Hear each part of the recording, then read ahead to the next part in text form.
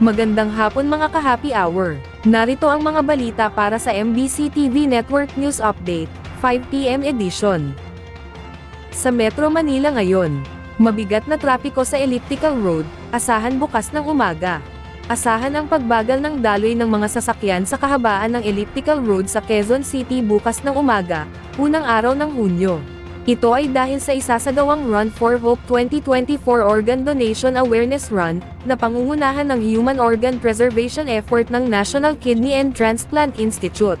Ang naturang aktibidad ay gaganapin sa Quezon Memorial Circle mula alas 3 ng madaling araw, hanggang alas 9 ng umaga. Magtutulungan naman ang Traffic and Transport Management Department at Department of Public Order and Safety, upang maisaayos ang daloy ng mga sasakyan sa lugar. Pinapayuhan ang mga motorista na dumaan sa mga alternatibong ruta, upang maiwasan ang abala. At sa bahagi naman ng Pasig, 7 kalye, magkakaroon ng Catholic College para sa selebrasyon ng Flores de Mayo simula mamayang gabi. Ngayong Flores de Mayo, inaabiso ng Pasig City Public Information Office ang 7 kalye, at asahan ang mabigat na daloy ng trapiko, dahil sa isasagawa ng Pasig Catholic College, na matatagal simula mamayang alas 7 ng gabi.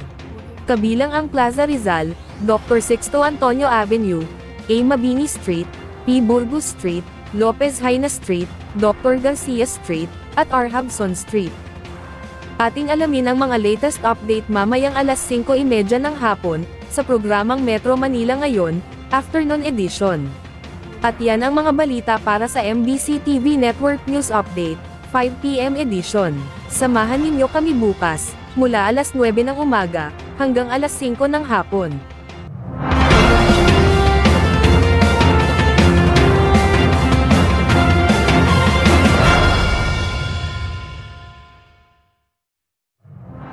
Mga ka-happy hour, gusto mo bang manood ang mga highlights? Ito ay mapapanood ng MBC TV Network News Update sa official TikTok account simula June 1. Paki-follow sa aming TikTok account, at i-like ang heart icon sa isang video, para maging updated ka, kahit kailan. Mga ka-happy hour, tutok na!